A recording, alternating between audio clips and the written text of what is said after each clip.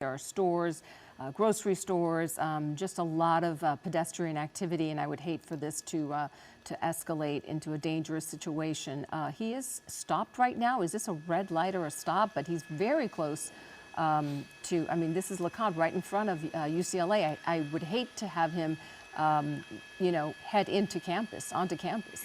Well, certainly you've got a lot of people. I mean, it's one of the probably one of the most pedestrian-heavy areas in all of LA, here in the heart of Westwood, where there are students and just everybody walking around. There's restaurants and everything you can imagine in this area near this intersection. Again, he's right by the movie theater and continuing northbound. As that tire starts to run low, we can only hope and pray that the vehicle comes to a stop. Now, one flat tire is likely not going to be enough to really stop a vehicle of this size. I mean, this is a very capable, almost looks like a brand new Lincoln Aviator that is capable of running on a flat tire here. So now he's on campus. He is on campus. He has just made a left turn into campus right by the hospital. He is right near Ronald Reagan. Yeah. That's actually the Jules Stein Eye Center, I believe. Ronald Reagan is on the other side. Oh, you're right. Yeah. You're right. Also, the scary part here, too, we've mentioned that this individual may be armed. So when you're considering that they're on campus now and that there are students there, pedestrians, people walking around, after the car comes to a stop, then you don't know what happens next. So that's kind of the extended fear, you know, that could be at play here. Right. But what is happening if you can? Is that the vehicle there? Is it still? Yeah, the vehicle is over here. Right here. Okay. You saw an officer at the other end of this turnaround. It's a turnabout that's going to put him back onto Westwood Boulevard here. So he's in the middle of the medical plaza. It's basically like a driveway. He's going to come out the other side, and you can see on the left side there's an officer waiting for him. So we will see if they make another attempt at possibly, if they set it up correctly, maybe trying for the right tire. They know that they have one left tire flat. He's running on a flat tire.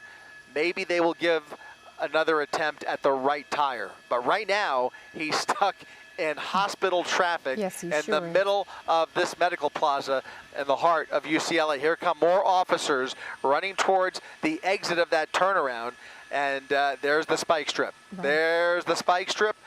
We'll see. They're going to pull it back. They're going to pull it back. He may or may not already see it, but they're going to try and sneak up on him and try this one more time. This would be, I think, the third spike attempt. We know we've got one successful, and if with any luck, maybe they can aim for that right side. Right, but such a recipe for danger. I mean, with all of these people in their cars, at any time he can get out. We've heard reports that he might be armed. He is a serial rapist, you know, a suspected serial rapist. This man is obviously trying to avoid and flee from police. We don't know what he's capable of. Look at him. He's trying to evade it. He's trying to evade it. Maybe an attempt at the rear there. He was able to get around that. So they threw the spike strip down. It fell just short of the vehicle. And now, instead of coming out, I think he's going to end up going around again. We may make our way around this turnabout again. I think we're still on hospital property. He's going to stay on the property he has. He's gone all the way around. And he's circling the driveway here. This is bizarre, guys. And there's underground parking. It's an unbelievable situation. Yeah, there's underground parking too. You're right. You just have to wonder at these moments what is going through this individual's head, and we have no way of knowing, obviously. But to go back into that hospital roundabout seems maybe unlikely, like an unlikely plan. And then we have people outside that are obviously watching this pursuit, videotaping. Yeah, I mean, now you have, again, we're in the heart of Westwood here near UCLA, right at the hospital. There are tons of people who are well aware of this pursuit. The lights and sirens are blaring.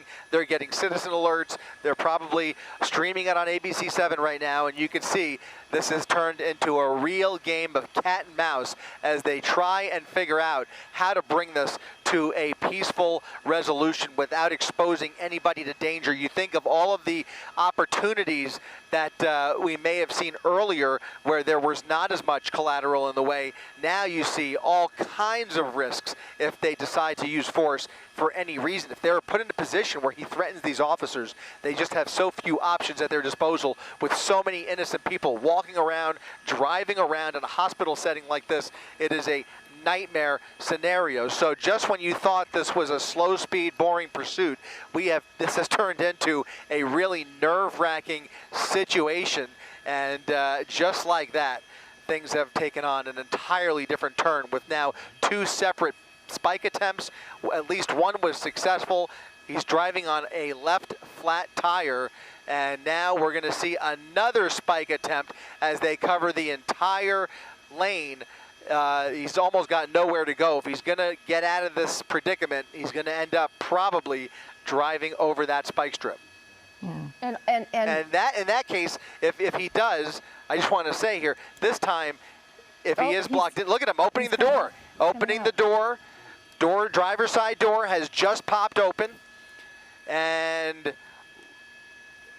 let's see, just widen out just a smidge here. We want to see those officers. They've got their guns out, trained on the suspect. Is he showing hands? He was you saw showing hands, yes. at least his left hand. Yes. He's showing hands. I think at least his left hand. He is attempting to exit the vehicle with his arms and hands now clearly visible. The suspect deciding time is up after an hour-plus pursuit. He has opened the door and is now exiting the vehicle, albeit very slowly, following the commands of those LAPD officers. Again, probably the best case scenario here, considering all of the other ways this could have been terminated. We now see him finally giving up peacefully, about to surrender to these LAPD officers. But man, what a dramatic end indeed, as he really has come to a stop in a precarious place with so many pedestrians around here. It does look like he's coming out empty-handed, even though they are operating under the assumption that he is armed and dangerous. Again, he is wanted for robbery. He is a serial rape suspect out of Boston, but we believe, and it does look like they're going to take this suspect into custody any minute here. He looks like he is it looks like he is injured. Moving a little slow here. He's having a little trouble balancing or walking. Looks like he can't. Don't know if he's, don't know if he's some physical challenges. Injured in any way, or if he's maybe a little, who knows, maybe inebriated in some way. We don't know. These are all, even though this is kind of the end to the pursuit and we see him out of the vehicle now, when we're watching these things, these seem to always be the most tense moments where anything could kind of happen or go wrong. So it's great that he's finally come to a stop and is out of the vehicle and the officers seem to be in control. But these moments always give me kind of the most anxiety. Because you're exactly right, Michelle. This is one of the most dangerous, aside from all of the other, inherent dangers of a pursuit. It's the end, the unpredictability of what his next move is going to be. Now, all indications are here. He does not appear to pose a threat, but looks could be deceiving, and they can't make any assumptions. And in an area where there is so much other, activity here, they have cleared the area. And they now basically, it appears to me, they've been able to get other people out of the way. There were a lot of pedestrians on that curb a short time ago, and now everybody has backed away. They're going to clear the vehicle, even though he's having trouble. This is very unusual. Never seen this, where they clear the vehicle, and he is still out of the vehicle walking towards those officers, but he is not well, and they are going to approach him nice and gently here and place him under arrest, likely place him in an ambulance in short order. But it does look like he does not have all of his faculties, but thankfully he is now in police custody. Ding dong, this has come to a peaceful end. Absolutely, Chris. We've been watching this again since 4 o'clock, and it was you can say it was a slow speed pursuit, but it sure did ramp up at the end with these very tense moments. He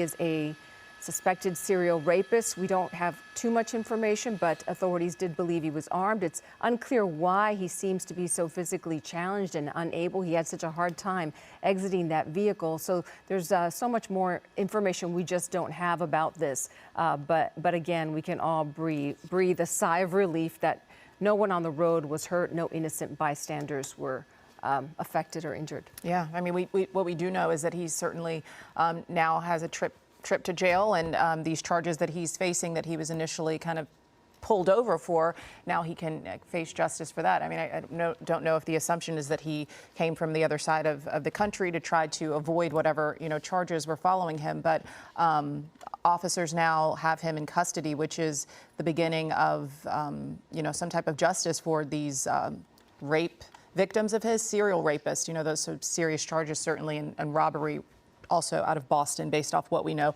so far about this individual here. Right. And he certainly, without a doubt, was evading police, fleeing the patrol officers that were tailing him, because he saw those spike strips and he was avoiding them. He knew that they were after him.